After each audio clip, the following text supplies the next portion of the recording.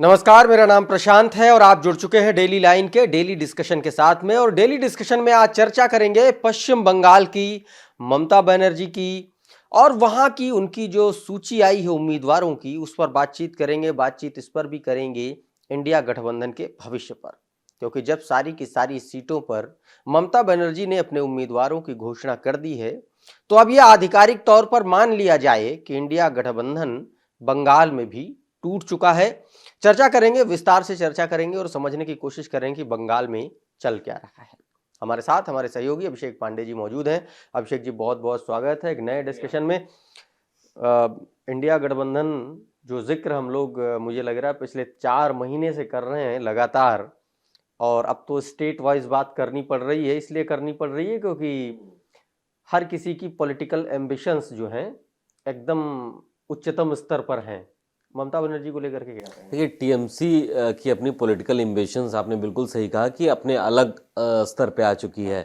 कुछ दिन पहले ही उन्होंने ऐलान कर दिया था कि भाई हम इंडिया गठबंधन में तो हैं, इंडिया ब्लॉक में रहेंगे, लेकिन चुनाव हम अलग लड़ेंगे।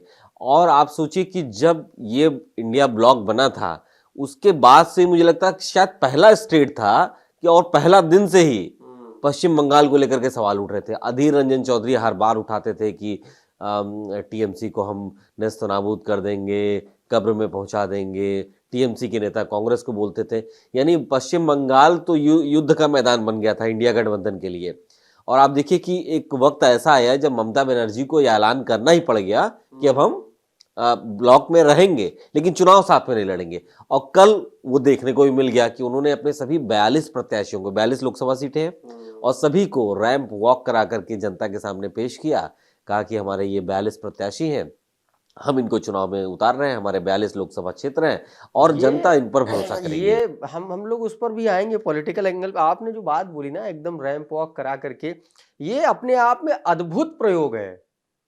मुझे जान नहीं पड़ता कि इस तरीके से कभी लोकसभा चुनाव के प्रत्याशी इस तरीके से उतारे गए हों, और ऐसी ऐसी अपनी अपनी फील्ड से, अलग अलग फील्ड से आने वाले लोग, इस तरीके के लोग अक्सर हम लोग देखते हैं कि राज्यसभा में होते हैं, अपनी क्षेत्र में अच्छा काम करने वाले या पॉलिटिकल थिंकर टाइप के लोग। लेकिन लोकसभा चुनाव में और खास तौर पर बंगाल में, देखिए, ममता बनर्जी ने बहुत क्लेवरली, स्मार्टली इस बार प्ले किया है कि जो ट्रेडिशनल चुनाव लड़ने की जो पद्धति रही है टीएमसी की हमेशा से, इससे पहले कि बंगाली अस्मिता, बंगाली के लोग सिर्फ बंगाल पे बात करें, उससे उन्होंने थोड़ा सा बाहर अपने आप को किया है। एक तो ये सोचना बंद कर दिया कि कांग्रेस क्या सोच रही है, कौन क्या सोच रहा है, जिसको जो सोचना है वो सोचे। उन्होंने गैर बंगालियों को भी, इसके पीछे बीजेपी का इम्पैक्ट है क्या? देखिए, उनको लग रहा है कि हमको विनिंग कैंडिडेट चाहिए, हमको सिर्फ सिद्धांतों पे ही रह करके अगर चलेंगे तो हम वो चीज नहीं अचीव कर पाएंगे जो हम सोच रहे हैं। हमको लड़ना है बीजेपी से, तो बियॉन्ड द बॉक्स हमको सोचना पड़ेगा। तो उन्होंने गैर बंगालियों को, शत्रुघ्न सिन्हा को आसनसोल से, कीर्ति आजाद, यूसुफ पठान, बहुत सारे प्रत्याशियों को बाहर से ला करके चुनाव लड़ाया। यूसुफ पठान को तो बंगाल के प्रदेश अध्यक्ष, हाँ, अधीर रंजन के खिलाफ उतार दिया बहरामपुर से। तो आप ये देखिए, एक नया प्रयोग किया। दूसरा, जो संदेश खाली में चल रहा है इस समय महिलाओं को लेकर के, टीएमसी जिस तरीके से घिरी है कि महिला अस्मिता को लेकर के टीएमसी क्रिटिसाइज हुई, उन्होंने महिलाओं को बहुत टिकट दिया है इस बार। 11 टिकट दिए हैं शायद, अगर मैं गलत नहीं हूं, 11 महिलाओं को उन्होंने प्रत्याशी बनाया है। तो ये एक मैसेज देने की कोशिश की है, एक प्रयोग है ये भी कि हम महिलाओं के हितों की हम बात करने वाली पार्टी है।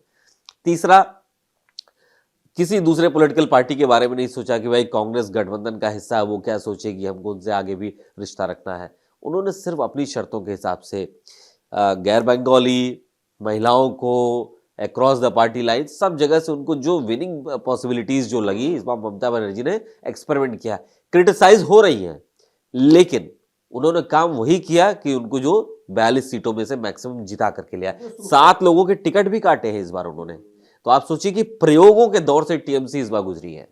मेरा सवाल वही था, क्या भारतीय जनता पार्टी की जो रणनीति है उसका ये असर है कि जो विपक्ष की पार्टियां हैं, और खास तौर पर अपने अपने क्षेत्र, अपने अपने राज्य में बैठे जो छत्रप हैं, उन पर ये असर ज्यादा देखने को मिल रहा है?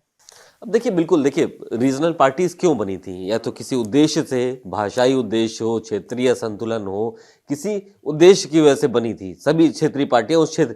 लेकिन अब उनको लगता है कि नेशनल पॉलिटिक्स में हमको बीजेपी की से अगर लड़ना है, मुकाबला करना है, तो हमको इससे बाहर सोचना पड़ेगा। इसीलिए आप देखिए कि बाहर के लोगों को ला करके बंगाल से चुनाव लड़ाया गया। बीजेपी ये प्रयोग करती रहती है, फिल्म स्टार्स को, क्रिकेटर्स को ला करके ला एक रखी। एक सवाल और मुझे लग रहा है कि इसमें होना चाहिए, बाहर के लोग आ रहे हैं, क्या ममता बनर्जी अपने आप को राष्ट्रीय स्तर पर अब स्थापित करने की दिशा में बढ़ चुकी हैं क्या? उसके उसी दिशा में बढ़ाया गया ये पहला कदम इसको माना जाए कि अलग-अलग स्टेट से उठा करके लोग बंगाल से लोकसभा के जरिए भेजा जाए लोकसभा में, और फिर पार्टी का एक्सपेंशन वहां तक जुड़े जहां से वो ओरिजिनली बिलोंग करते हैं लीडर्स। आप ये समझिए कि बहुत बेबी स्टेप होगा ये कहना, लेकिन हाँ, शुरुआत है। मैं इसलिए कहूंगा क्योंकि मुझे लगता है कि अगर कांग्रेस बीजेपी को छोड़ दिया जाए, तो अब तक इससे पहले अगर कोई एक बड़ा नेशनल चेहरा हुआ करता था तो नीतीश कुमार, वो अब जा चुके हैं किनारे। उनकी कहीं कोई चर्चा ना, प्राइम मिनिस्ट्रियल फेस उनको समझा जाता था, वो किनारे। मायावती भी अब किनारे हो चुकी है, ठीक है। अखिलेश यादव के लिए अभी समय है। ममता बनर्जी मुझे लगता है कि एक ऐसा चेहरा, उनको पता है कि हम स्टेट पॉलिटिक्स से अपने आप को और आगे बढ़ाएंगे तो हमको दिल्ली का रास्ता हमारे लिए आसान होगा। भाई, सबसे ज्यादा सांसदों वाला तीसरा प्रदेश है, सबसे ज्यादा 2 टर्म से वो लगातार वो जीत रही हैं, अच्छे नंबर्स दे रही हैं, नेशनल एक्सेप्टेबिलिटी बन रही है। तो देश के और हिस्सों में एक बेबी स्टेप के तौर पर अगर वो आगे बढ़ रही हैं, तो हाँ, मुझे कहीं लगता ना है कहीं उनको लगता होगा कि भाई 15 साल 13 साल 14 साल पुरानी एक पार्टी, वो आज की तारीख में दिल्ली की राजधानी में सत्ता पर काबिज है, पंजाब में काबिज है, गुजरात में अच्छा कर रही है। ममता बनर्जी को कहीं ना कहीं हो सकता है ये लग रहा हो कि हम इतने सालों से बंगाल की सत्ता पर काबिज हैं, हम क्यों नहीं एक्सपेंड कर पाए अपने आप को?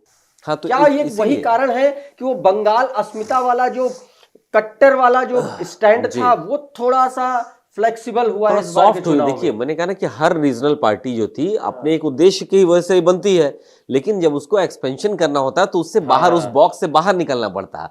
तो ममता बनर्जी ने ये बीजेपी यही तो आरोप लगा रही है कि आप बंगाल की आप बात करते थे और गैर बंगालियों को लाके आप चुनाव लड़ा रहे हो यहाँ पे उसमें। तो आपके उद्देश्य कहाँ रह गए? तो ममता बनर्जी ने एक प्रयोग किया है, महिलाओं को लाया है, गैर बंगालियों को दिया है, गठबंधन के लोगों को फोर्सफुली बाहर किया है, एक नए प्रयोग के तौर पर अपने आप को स्थापित करने के लिए। और मुझे लगता है अभी भी मैं कह रहा हूं कि जितने भी गैर भाजपाई स्टेट्स हैं, तमिलनाडु को छोड़ दिया जाए, तो बंगाल ही एक ऐसा है जो मुझे लगता है परेशानी का सबब बनने वाला है भारतीय जनता पार्टी यस के लिए। तो बीजेपी कुल के लिए। मिलाकर के इस बार का चुनाव जो है बहुत रोचक होने वाला है, और बंगाल में जिस तरीके से ममता जी ने ताल ठोकी है, आप यकीन मानिए इंडिया गठबंधन का क्या होगा चुनाव के बाद ये वक्त बताएगा। लेकिन भारतीय जनता पार्टी और तृणमूल कांग्रेस के बीच में एक बहुत रोचक मुकाबला देखने को मिलेगा, और वो भी तब जिस तरीके से ममता बनर्जी ने अपने कैंडिडेट्स को उतारा है, जिस तरीके से अपना शक्ति प्रदर्शन किया है सिर्फ उम्मीदवारों के नामों के ऐलान के जरिए। तो अब ये देखना होगा कि भारतीय जनता पार्टी की अगली जो रणनीति होगी बंगाल को लेकर के क्या होगी। लेकिन आपको क्या लगता है इस वीडियो के बारे में, हमारे इस विश्लेषण के बारे में, हमारे इस डिस्कशन के बारे में? हमें कमेंट करके जरूर बताइए।